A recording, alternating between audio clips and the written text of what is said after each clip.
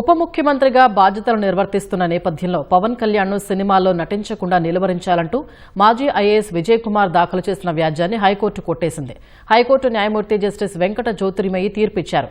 Pawan Kalyan cinema వాణిజ్య కార్యక్రమాల్ని promote చేసుకునేందుకు ప్రభుత్వ యంత్రాంగాన్ని దుర్వినియోగం చేస్తున్నారని, స్వతంత్ర దర్యాప్తు సంస్థలో విచారణ జరిపించాలని మాజీ ఐఏఎస్ విజయ్ కుమార్ హైకోర్టులో వ్యాజ్యం వేశారు. ఇటీవల జరిగిన విచారణలో పిటిషనర్ తరపు న్యాయవాది వాదనలు వినిపించారు. ఉప ముఖ్యమంత్రిగా పనిచేస్తూ సినిమాలో నటించడం అనైతికమన్నారు. మంత్రిగా బాధ్యతలు తీసుకున్నాక వాణిజ్య కార్యక్రమాలకు దూరంగా ఉండాలన్నారు. సినిమా టికెట్ ధర పెంపు విషయంలో నిబంధనల్ని పాటించలేదని కోర్టు దృష్టికి తీసుకొచ్చారు. అడ్వకేట్ జనరల్ దమ్మాలపాటి శ్రీనివాస్, అదనపు ఏజీ సాంబశివ ప్రతాప్ వేర్వేరు సందర్భాల్లో వాదనలు వినిపించారు. ముఖ్యమంత్రి, మంత్రుల పదవుల్లో ఉన్న వ్యక్తులు సినిమాలో నటించడంపై నిషేధం లేదన్నారు. మాజీ ముఖ్యమంత్రి, సీనియర్ నటుడు ఎన్టీఆర్ విషయంలో హైకోర్టు విస్తృత ధర్మాసనం ఈ విషయమై స్పష్టమైన తీర్పు ఇచ్చిందన్నారు. సినిమా నిర్మాత అభ్యర్థనను పరిగణనలోకి తీసుకుని హరిహర వీరమల్లు సినిమా టికెట్ ధరల పెంపునకు రాష్ట్ర ప్రభుత్వం నిర్ణయం తీసుకుందని తెలిపారు.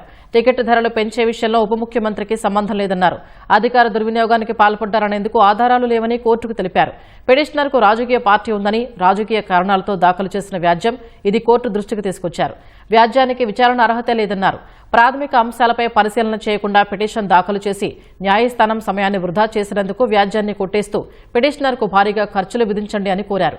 ఇరువైపులా వాదనలు ముగియడంతో తీర్పును రిజర్వ్ చేసిన న్యాయమూర్తి తాజాగా వ్యాజ్యాన్ని కొట్టేస్తూ నిర్ణయాన్ని ప్రకటించారు.